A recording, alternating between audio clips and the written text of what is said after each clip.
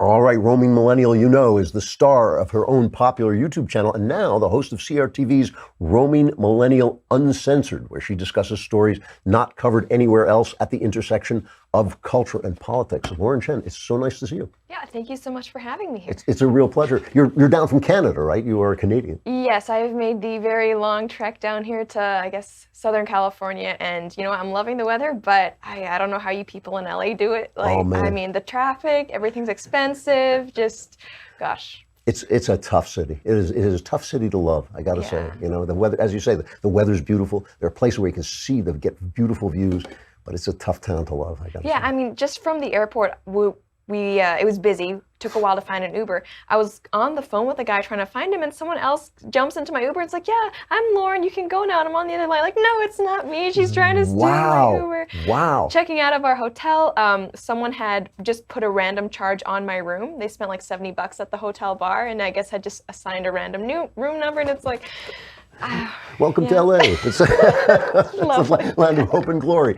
So, how does a Canadian, I mean, I think of Canada now as basically like just one faceless mass of liberals. How does a Canadian become a conservative? Well, it's interesting because I was born in Canada, but I didn't grow up in Canada. I grew up in Hong Kong, and growing up, my parents were very apolitical. I mean, of course, the political scene in Hong Kong is different than here, but I guess I became conservative socially just because my parents were conservative socially. I mean, there are kind of things now where even just the way kids talk to their parents, where I would never dream of it when I was a child. That's just not the way I was brought up. And then I got interested in politics, just sort of happenstance, and for a while I was a huge Michael Moore fan.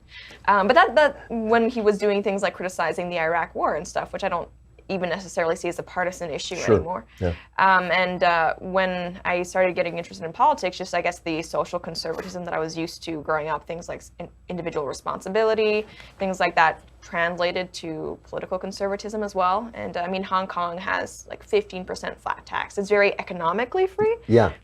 Politically, it's a different story, but you know, that's kind of the, I guess, the perspective that I was coming in from. So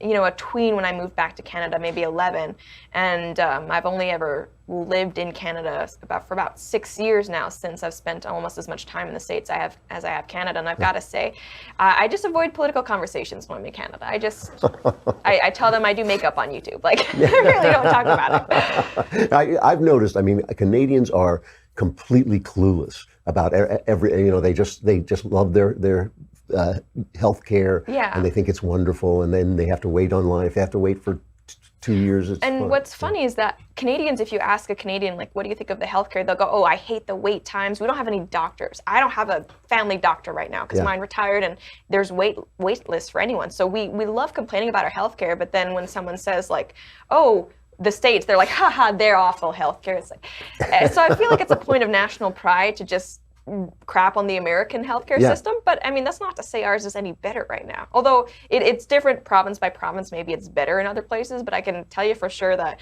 Quebec and Ontario, it's not doing very well. It's not doing, yeah, of course, it always breaks down. So you say that you're talking about the intersection of culture and politics, which is what I like to talk about too. What are the kinds of things that motivate you? What really gets you upset, or what really gets you going and makes you want to talk? Well, I think a lot of people who are interested in this kind of thing now, my show or your show, they're people who may not have even considered themselves politically active or interested, but it's sort of the people who want to shove a certain lifestyle or point of view, they came to them and they made it impossible to ignore culture and politics, right? And we see this with the number of young people who are now interested in these issues because they're trying to come after their games, their video games, right?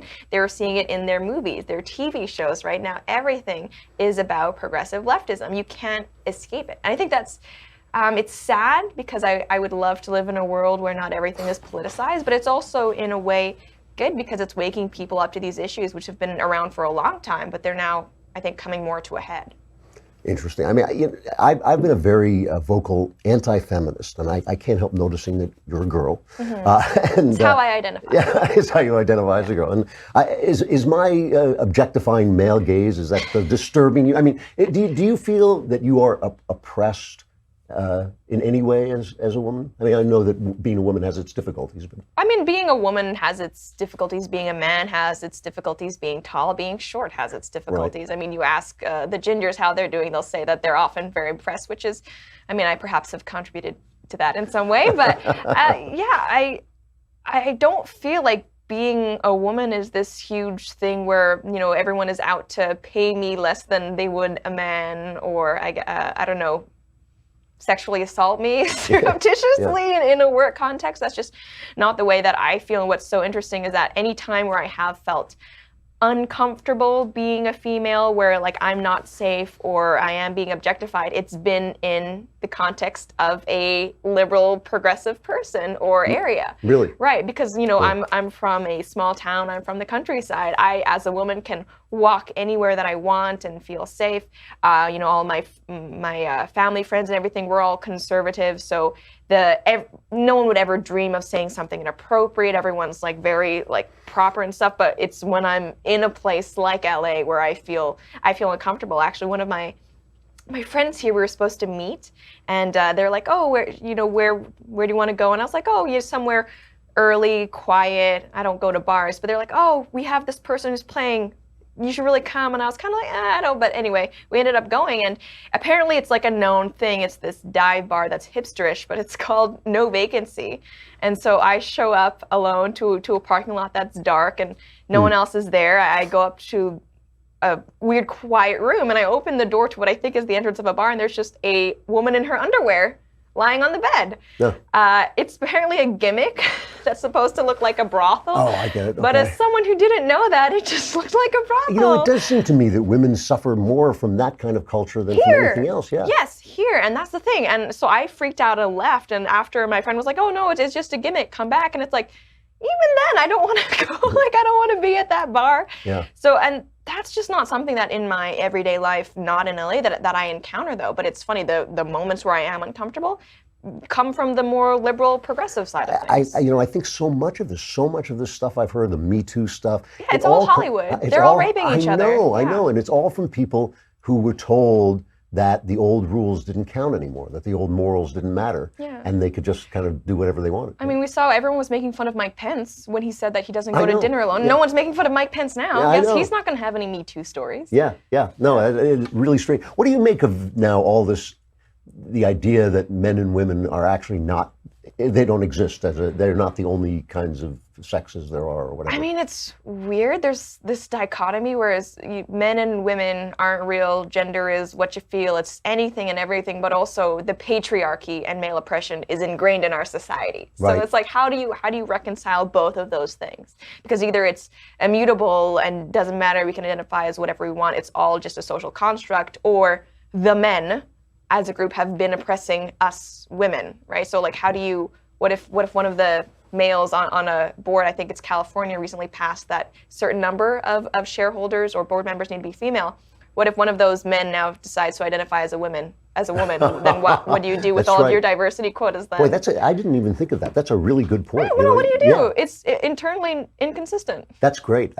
Somebody should do that just for the fun of it, just to get the lawsuit going. That's really true.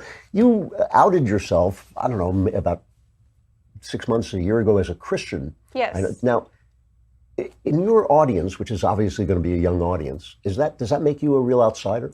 Yes, and especially, I mean, I'm on CRTV now, which is amazing, but I have noticed there's a difference between sort of the CRTV audience and the general YouTube audience that I have. The general YouTube audience that I have is I would say, majority not Christians. Not Christian. So that's really interesting for me, and especially on the show, we've started to talk more and more about Christianity. Michael Knowles, when I had him on, we discussed just entirely Christianity. And that's something that as I get older, the more I see that if we each had our own lives in check, maybe all of this political stuff wouldn't matter. So I'm actually focusing more on stuff like Christianity because I see it as more important.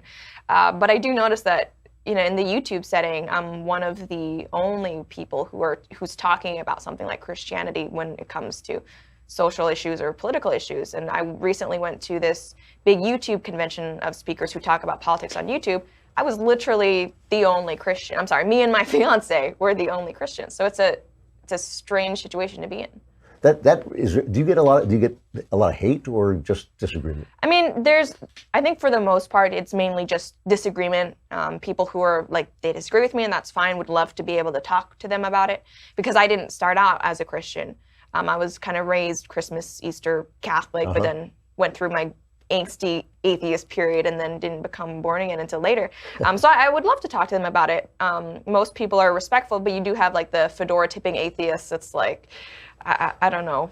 Like, but did you know that Christmas was actually pagan? It's like, oh, really? Tell me more about this. I hadn't heard of the entire history of Christianity, and yeah.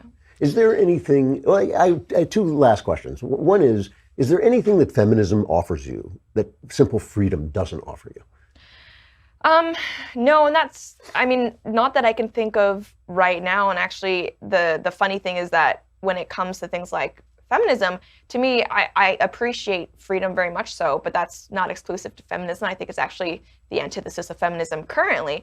But I think our culture, when it comes to gender relations, needs to focus a little bit less on freedom when we're about working together, right? I mean, because so much of feminism now is like, you don't have to have a husband, you don't have to have children, like you're free not to do that. It's like, you should be free not to do that, sure. But maybe you still should. So I think we need to focus a little bit more on that, which maybe isn't conducive to social liberalism, but it's what makes people happy. It's what makes women most happy statistically. I can't help noticing that, I know, yeah. Yeah. So my last question, is there anything about Canada that is better than here?